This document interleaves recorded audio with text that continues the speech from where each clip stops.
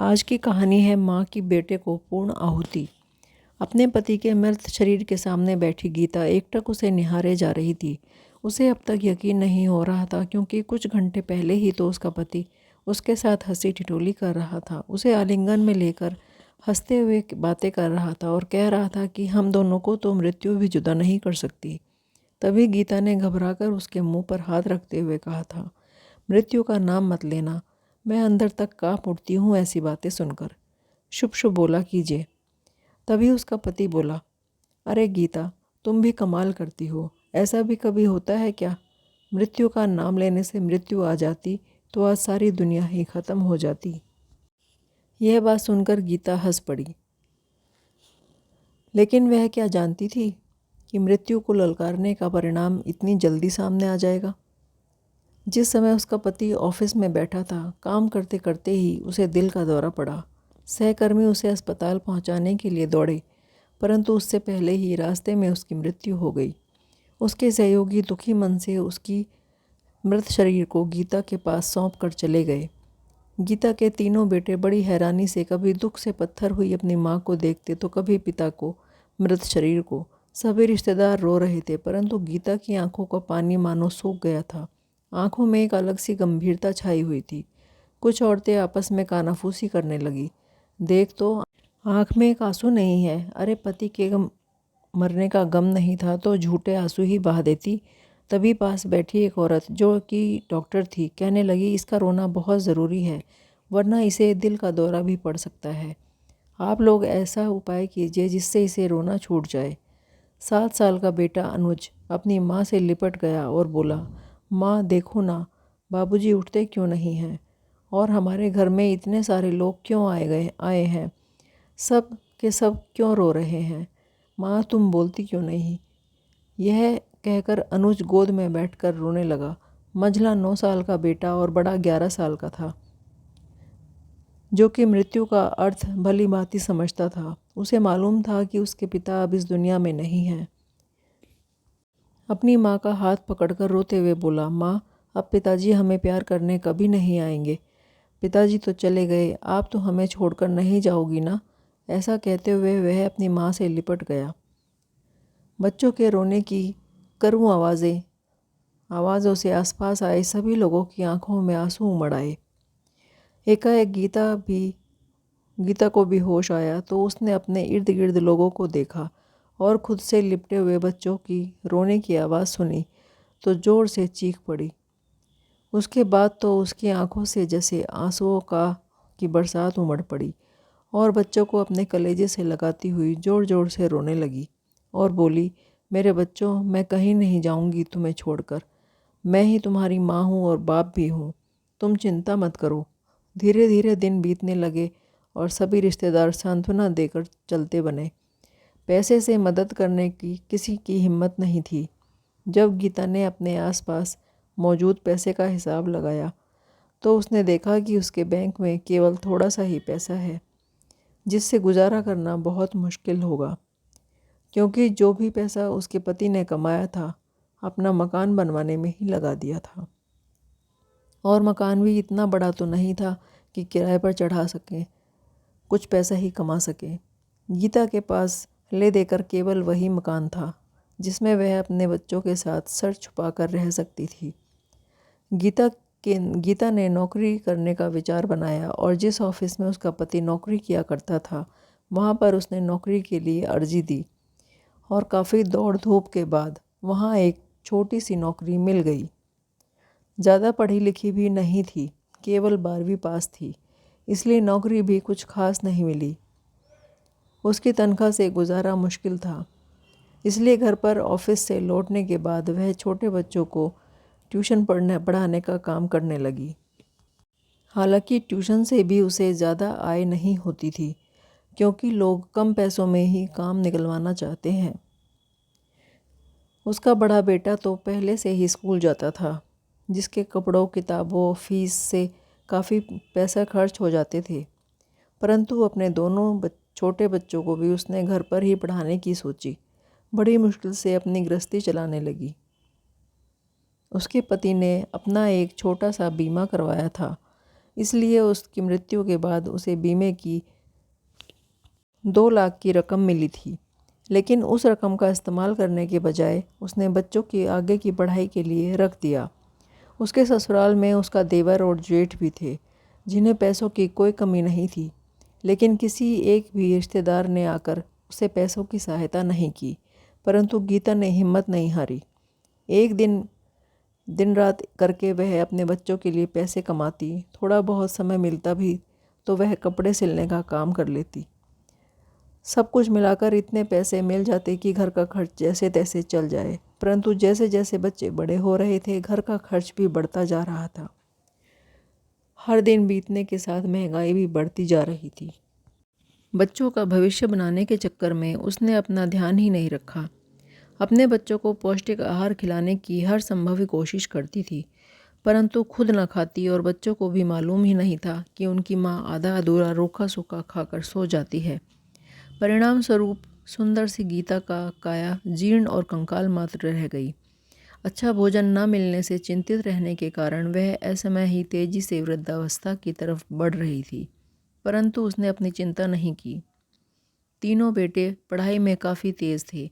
गीता अपने बच्चों को उच्च पदों पर बिठाकर अपने पति की इच्छा पूरी करने की हर संभव कोशिश कर रही थी।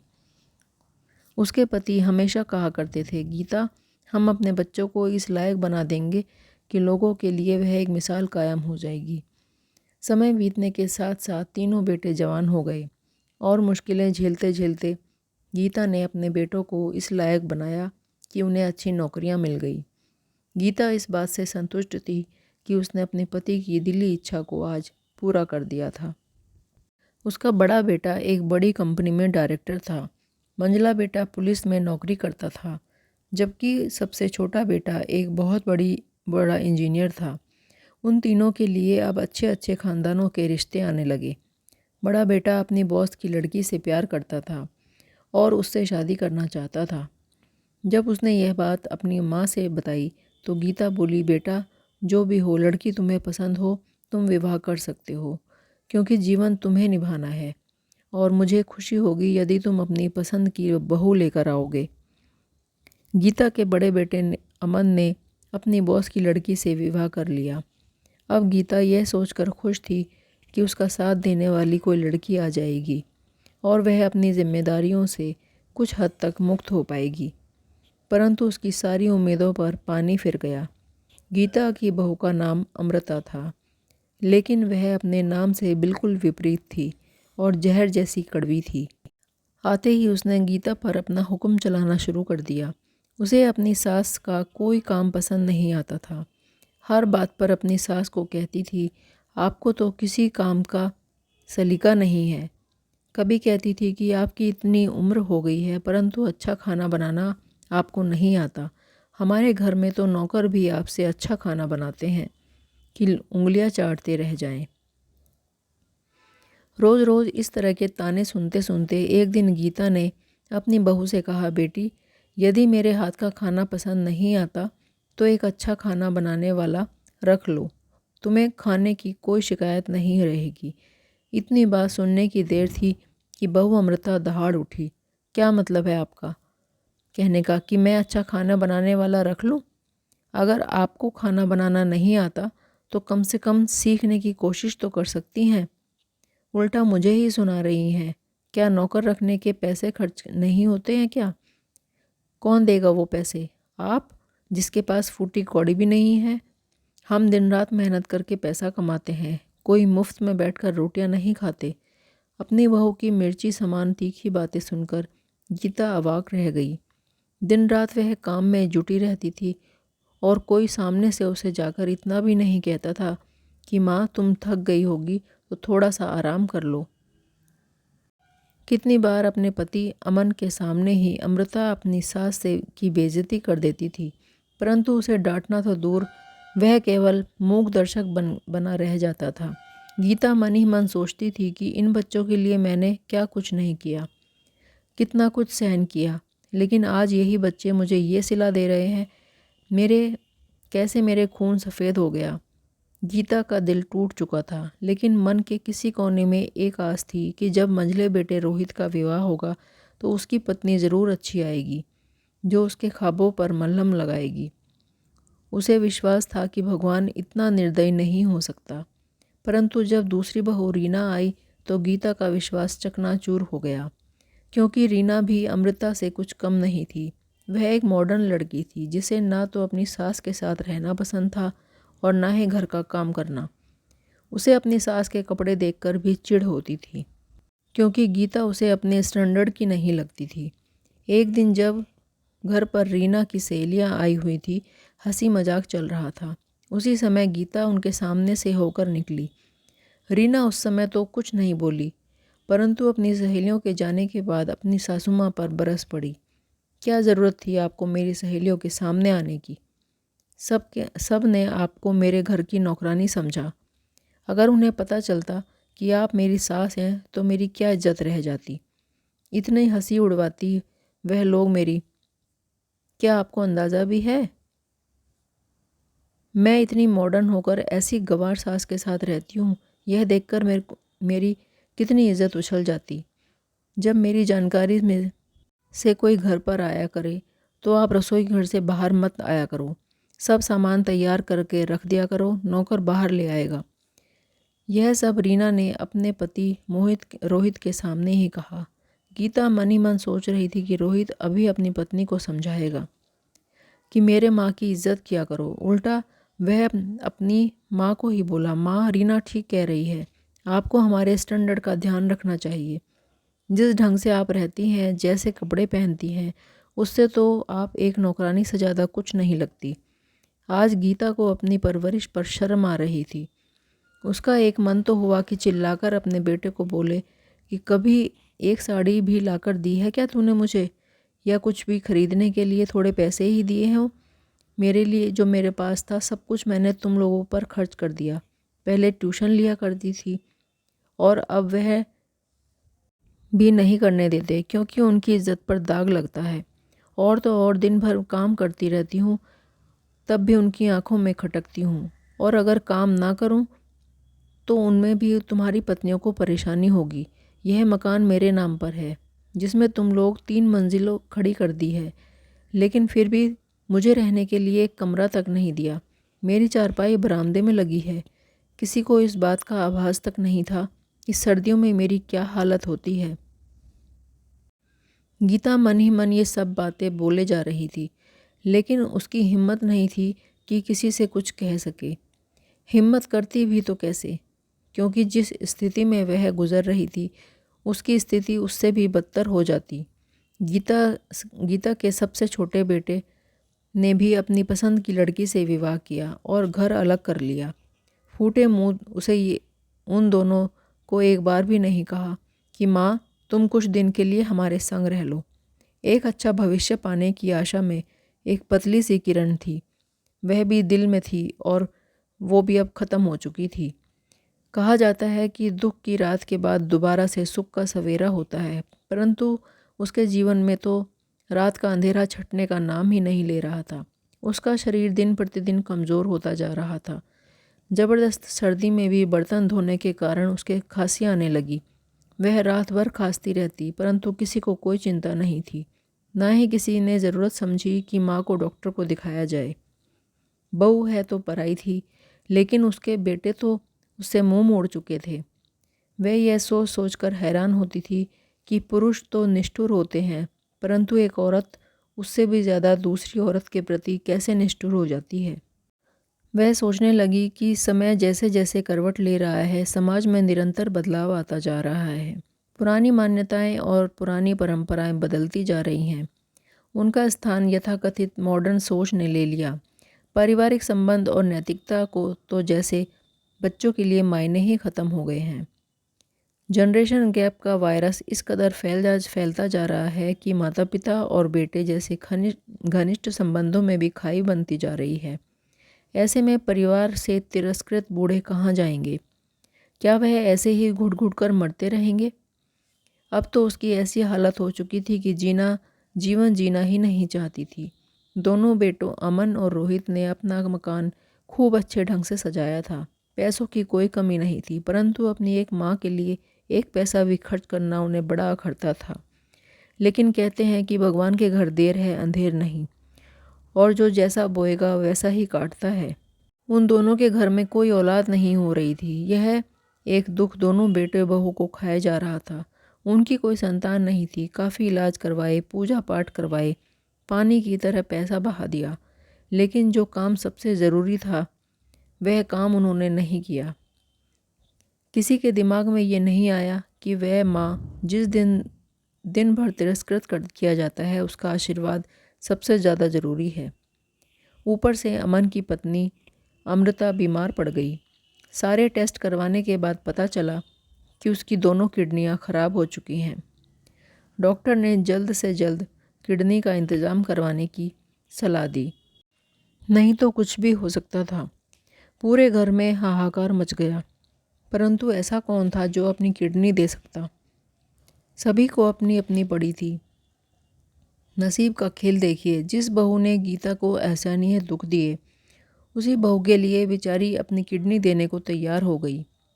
वह जीवन भर त्याग की आहुति देती रही ताकि सभी को खुश रख सके, परंतु किसी ने उसकी कीमत नहीं आकी। ना तो बेटे बहू उसे कुछ समझते थे और ना ही किस्मत ने उसका साथ दिया। गीता के इस फैसले पर उसकी पड़ोसी बिस्तर पर बीमार पड़ी।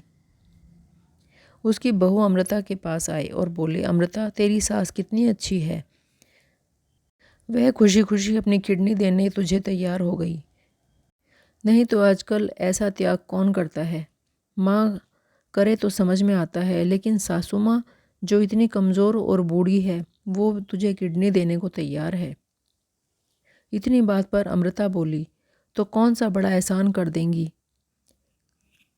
कब्र में पैर लटकाए तो बैठी हैं। उन्हें भी पता है कि वह कुछ ही दिनों की मेहमान है, और अगर अपने बेटे का परिवार के लिए नहीं करेंगी तो किसके लिए करेंगी। अमृता की बात सुनकर गीता को बहुत हैरानी हुई। पड़ोसी उसका मुंह ताकती रह गई। गीता बहुत बार सोचती थी कि ऐसे वातावरण से दूर निकल जाए, परंतु उसे कोई रास्ता भी नहीं मिल रहा था। जिन बच्चों के उसे फूलों की तरह, पौधों की तरह सींचा ताकि उनका घर का कोना कोना महक उठे, उसमें तो फूलों के स्थान पर कांटे उपज गए। सोचा था कि आदर्श बेटे बनेंगे, परंतु चूक कहाँ हो गई, अब तक जान नहीं पाई। पति की मृत्यु के बाद एक क्षण भी ऐसा नहीं था जो सुख भर रहा हो। 3 पुत्रों की वह अभागन माँ थी। इसे भी भाग्य का खेल ही कहा जाए। मंझला बेटा रोहित, जो कि डायबिटीज़ का मरीज़ था, अचानक उसका शुगर लेवल इतना बढ़ गया कि उसकी आंखों की रोशनी ही चली गई। अखबारों में निकला कि कोई आंखों का इंतज़ाम करवा दे तो उसे अच्छी रकम दी जाएगी, लेकिन आई बैंक में तो आंखें नहीं हैं। इधर रोहित और रीना दोनों चिंता के मारे घुले जा रहे हैं। एक दिन पंडित जी से पूछा तो उन्होंने कहा, ऐसा लगता है आप सभी को किसी का दिल दुखाया है, किसी की बद्दुआ लगी है जो इस घर पर बिजली बनकर गिर पड़ी है। परंतु इतनी उथल पुथल होने के बाद भी किसी की आंख नहीं खुली। गीता के प्रति किसी के हृदय में दया नहीं उपजी। वह जितना सबके हृदय में अपना प्रति त्याग जागृत करने की कोशिश करती थी, उतना ही उनको खुद से दूर पाती। न जाने क्यों उसके निर्मल प्रेम के झरने को उसके बेटे बहू देख नहीं पाए। अपने बेटों बहू को इस मानसिक स्थिति से गुजरते देख गीता से सहन नहीं हुआ। उसके सामने ही उसके एक बहू की किडनी बीमारी के कारण मौत से जूझ रही थी और दूसरा बेटा अपनी आंखों की रोशनी को खो बैठा था। यह सब हालात देखते हुए गीता ने एक निर्णय लिया कि वह अपनी एक किडनी अपनी बहू को दान कर देगी और एक आंख अपने बेटे को डोनेट कर देगी। परंतु आंखें दान करने के विषय में डॉक्टर ने बताया कि एक जीवित व्यक्ति अपनी आंखें दान नहीं कर सकता। और जब किडनी देने के लिए चेकअप करवाया गया तो पता चला कि गीता की शुरू से ही एक किडनी ही थी, जिस कारण वह किडनी डोनेट नहीं कर सकती थी। डॉक्टर ने बताया, माताजी, आपकी एक ही किडनी है, जिसे निकालने पर आपकी मौत हो सकती है। हम डॉक्टर का काम है जिंदगी बचाना, ना कि जान लेना। जीवित व्यक्ति अपने आंखें भी दान नहीं कर सकता। ऐसा जानकर गीता बहुत निराश हो गई। जीवन के प्रति उसका मोह तो पहले ही नष्ट हो चुका था। क्योंकि जिस तरह का जीवन वह जी रही थी, मृत्यु उसके आगे कहीं ज़्यादा सुखदायी हो सकती थी। यह सोचकर उसे एक उपाय सूझा कि अब वह अपनी आहुति ही दे देती है, परंतु किसी ने उसकी कद्र नहीं जानी। किसी को उसके त्याग का आभास तक नहीं हुआ। न तो परिवार का कोई सदस्य उसे प्यार दे सका और ना ही उचित सम्मान। तो ऐसे जीवन ढोने का क्या फ़ायदा। यह सोचकर वह एक फ़ैसला ले चुकी थी, लेकिन उसे फैसले का अंजाम देने से पहले उसने एक पत्र लिखा। पत्र लिखने के पश्चात उसके आसपास में पड़ी एक नींद की गोलियों की ओर नज़र उठाकर देखा। अगली सुबह जब गीता अपने बिस्तर से नहीं उठी तो घर के सभी सदस्य हैरान थे कि हमेशा सबसे पहले उठ जाने वाली माँ आज उठी क्यों नहीं। जब बड़े बेटे अमन ने उसे हिलाने की कोशिश की तो उसके आश्चर्य का ठिकाना न रहा। उसकी माँ हमेशा हमेशा के लिए गहरी नींद में सो चुकी थी। पास में रखे पत्र पर नज़र गई। अमन ने उस पत्र को उठाकर खोला तो उसमें जो लिखा था उसे पढ़कर वो स्तब्ध रह गया। पत्र में लिखा था, मेरे प्यारे बच्चों, तुम सभी के लिए मैं जीवन भर त्याग करती रही, परंतु तुम में से किसी का भी इसे आभास नहीं हुआ। न जाने कितनी बार मैंने त्याग और बलिदान की आहुतियाँ दी। सच पूछा जाए तो जीवन में जितनी आहुतियाँ भी मैंने दी, मेरा भरकस प्रयास रहा कि तुम सभी को खुश कर सकूं, परंतु यह मेरा भाग्य का खेल था कि मैं हमेशा असफल रही।